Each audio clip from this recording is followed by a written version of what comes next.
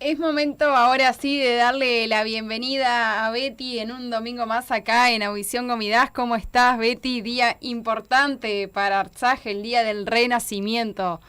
¿Cómo estás? Así es, muy bien, buenas tardes, José, hola Romy, buenas tardes a toda nuestra audiencia. Sí, como decías, hoy se celebra el Día del Renacimiento de Artsaj por cumplirse también los 34 años del inicio de este movimiento tan importante, bueno, para la historia de Artsaj, ¿no? Ujú. Y vamos a comenzar nuestro reporte contando sobre la visita justamente del defensor de los derechos humanos de Armenia, Arman Tatoyan, a Artsaj a principios de esta semana.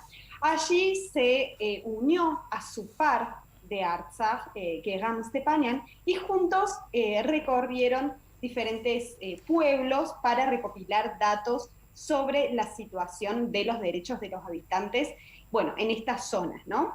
Como resultado de estas visitas, ambos emitieron un comunicado en el que expusieron algunas cuestiones de la realidad que se está viviendo, como por ejemplo que en las aldeas de Garbir Yuga se sienten disparos regularmente, como el hecho que anunciamos nosotros aquí la semana pasada, en la que un disparo había impactado en una vivienda en donde, bueno, en ese momento estaban durmiendo una madre junto a sus 3 hijos.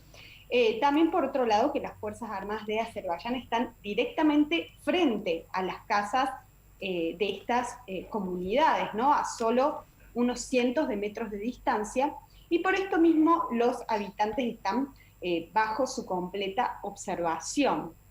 También manifestaron, por ejemplo, que por esta cercanía del pueblo y estos postes militares, la escuela secundaria de Dagabart, otro pueblo en esta zona de Artsaj, es blanco directo de las posiciones militares azerbaiyanas. Además hay acciones puntuales, como por ejemplo que cada tanto se lanzan luces desde posiciones o autos azeríes hacia zonas residenciales para intimidar a las personas que viven en estos pueblos. Además, en estos mismos días de trabajo de los defensores de los derechos humanos, que fueron del 14 al 16 de febrero, bueno, específicamente el 15 de febrero, alrededor de las 3:30 de la tarde, las Fuerzas Armadas de Azerbaiyán abrieron fuego contra personas que realizaban trabajos agrícolas en la región de Askeran, y como resultado un tractor resultó dañado.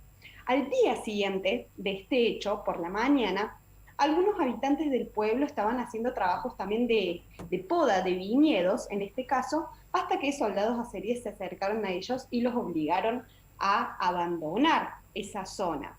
Y por supuesto, estas acciones como de interrupción del trabajo causan serios problemas sociales y económicos en los habitantes, porque sin trabajar, por supuesto, no es posible obtener ingresos familiares, y eso trae sus inconvenientes.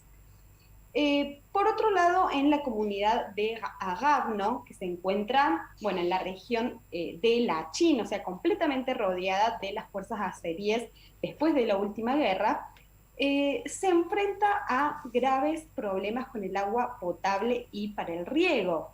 Lo que ocurrió en este pueblo es que soldados azeríes arrojaron residuos al agua, y por esto hubo casos de envenenamiento masivo en el pueblo, ¿no? Por el consumo de esta agua.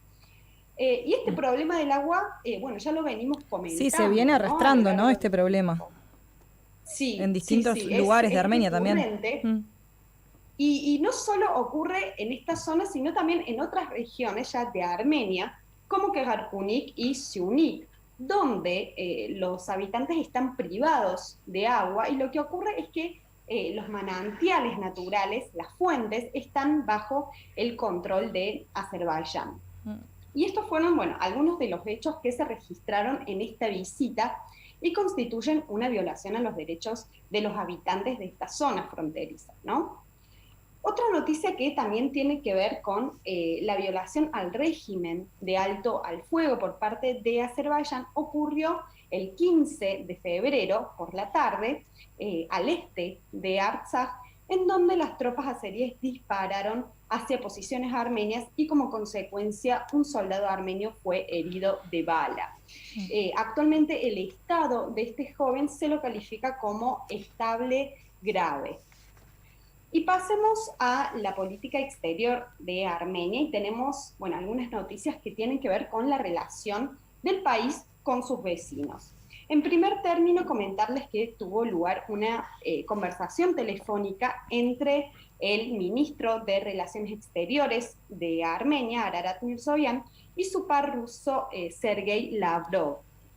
En esta conversación se discutieron temas regionales, bilaterales, como por ejemplo la implementación de los acuerdos trilaterales entre los líderes de Armenia, Rusia y Azerbaiyán, como así también hubo un intercambio de puntos de vista en relación con las negociaciones sobre garantías de seguridad de Armenia. Por otro lado, el vicepresidente de la Asamblea Nacional, que también es a quien se ha asignado como representante especial en el proceso de normalización de relaciones entre Armenia y Turquía, Rubén Rubinian, se encontró con el viceministro de Relaciones Exteriores de Rusia. En esta oportunidad, bueno, se trató el tema del proceso de normalización de las relaciones entre Armenia y Turquía, esperando que la segunda reunión de estos representantes especiales, como sabemos, se ha nombrado a Rubén Rubinian por parte de Armenia, y Turquía también tiene su representante para iniciar estas negociaciones. Y bueno, la segunda reunión se va a realizar próximamente en Viena y esperan que sea efectiva. Recordemos que la primera reunión tuvo lugar el 14 de enero en Moscú, donde se acordó continuar las negociaciones para lograr un acuerdo sin condiciones previas. También en materia de política exterior, esta semana la sesión plenaria del Parlamento Europeo aprobó la resolución anual sobre política exterior y de seguridad común de la Unión Europea, y en esta resolución hay artículos que tratan sobre el conflicto de Artsaj. En esta oportunidad no tuvieron ningún cambio, o sea que el Parlamento Europeo reafirmó que el grupo de Minsk de la OSCE seguirá siendo el único espacio reconocido internacionalmente para la solución del conflicto de Artsaj. Es decir que, bueno, continuará asumiendo su rol de mediador. Esta resolución pidió a los Estados europeos que se comprometan activamente a encontrar un acuerdo duradero entre Armenia y Azerbaiyán sobre Artsaj para evitar una nueva escalada de las tensiones en la región, presionando a Azerbaiyán y a Armenia para que aborden las cuestiones posteriores a la guerra, como por ejemplo la demarcación de las fronteras y la liberación de todos los prisioneros de guerra que quedan. Mientras tanto, nos trasladamos a Artsaj e ingresamos a su parlamento, donde esta semana por unanimidad se aprobó la ley sobre los territorios ocupados, en la que se denuncia la ocupación ilegal por parte de Azerbaiyán.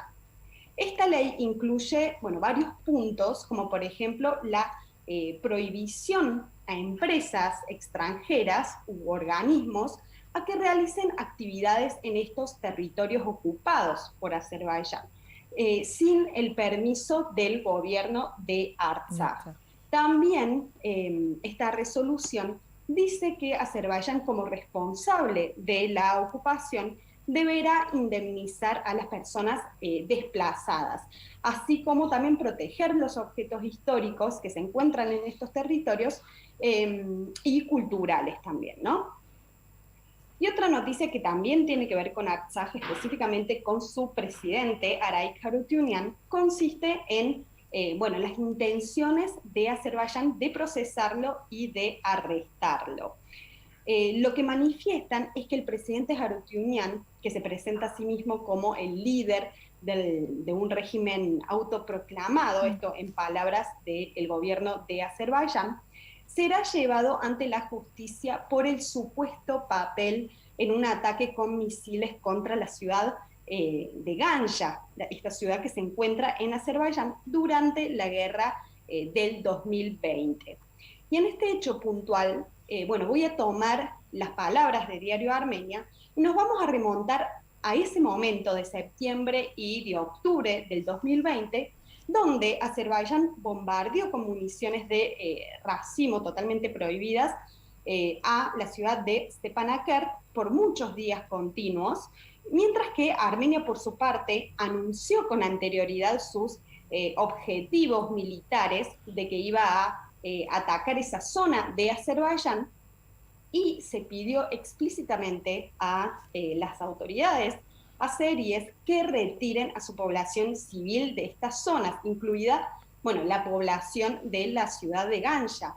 Pero, sin embargo, el gobierno azerbaiyano decidió utilizar a su población como escudo humano y no evacuó a sus civiles. Y esto está absolutamente constatado por organismos internacionales.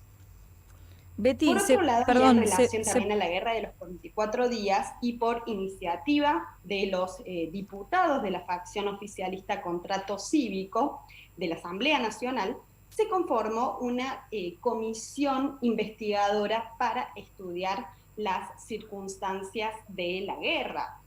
Ya tuvo lugar esta semana la primera sesión de esta comisión, que incluye a 11 diputados. Y según los anuncios, se va a invitar también a otros funcionarios militares y también es posible que se invite a los expresidentes.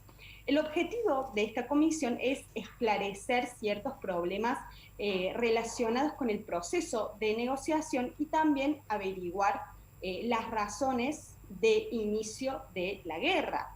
Es importante que estemos informados de que las alianzas de la oposición no formarán parte de esta comisión, ya que manifiestan que no puede haber una investigación objetiva de la guerra bajo el gobierno actual, ya que sería algo así como que las autoridades investiguen sus propias acciones y traten de hacerlo objetivamente, ¿no?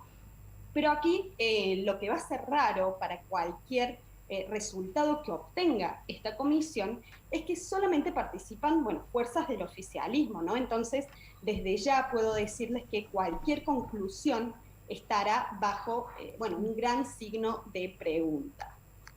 Y para terminar nuestro informe de esta semana, comentar a nuestros oyentes que a principios de esta semana se registró un terremoto en Armenia que fue bastante fuerte y que de hecho fue el más fuerte desde el terremoto devastador de Spitak en 1988.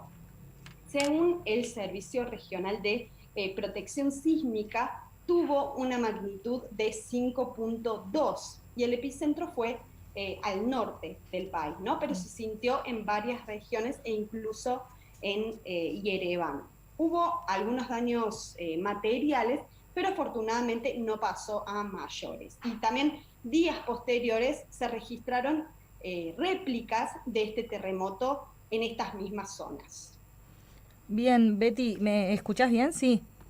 Sí, perfecto. La sensación un poco al escuchar todo este informativo con un montón de movimientos a nivel de relaciones internacionales y a nivel parlamentario también en Armenia es que de alguna forma en el plano político la situación o avanza o retrocede, pero digo, se mueve constantemente y sin embargo la situación de los pobladores, de la gente sigue siendo la misma o aún cada vez más devastante desde el comienzo de la guerra a esta parte. Hay un montón de cosas que no avanzan e incluso retroceden. ¿Cómo es posible que haya regiones en donde los habitantes aún estén sin agua? Claro, sí, es totalmente válida la observación, es justamente lo que yo también observo, de que por un lado en las poblaciones de Artsaj se encuentran en total situación de vulnerabilidad, porque sus derechos no son respetados al 100%, incluso su derecho a la vida es violada. Y por otro lado, a nivel político, a nivel de las relaciones con los países vecinos, dígase Azerbaiyán y Turquía, se está iniciando el proceso de normalización, ¿no? Es como que estos dos caminos van paralelos, pero en ningún lugar se cruzan. En cuanto a la visita que mencionabas de los defensores de derechos humanos a los pueblos vulnerables de Artsaj, estas apreciaciones que comentabas de la situación que presentaron los pobladores, pregunto, la situación de vulnerabilidad, los datos que se otorgaron a los defensores, ¿coinciden con las noticias que los medios de prensa día a día difunden o aparecieron características diferentes? Sí, en la mayoría de los casos, también según la línea editorial de cada medio, ¿no? Levantan estos informes que son preparados por observaciones directas, o sea, por fuentes directas por parte de los defensores de los derechos humanos. Pero bueno, por supuesto es según la línea editorial. Hay medios que son más oficialistas, que por ejemplo Arman Tatoyan, que es el actual defensor de los derechos humanos de Armenia, no es santo de su devoción, entonces por ahí hay rispideces y hay cuestionamientos a estos informes, ¿no? Así que bueno, es según el medio. Pero en general sí. Está todo de alguna forma informado, difundido. Gracias, Betty, por todo lo que estuviste comentando. Por nuestra parte, nada más, y volvemos la semana que viene. Muchas gracias. Que tengan linda semana. Igualmente.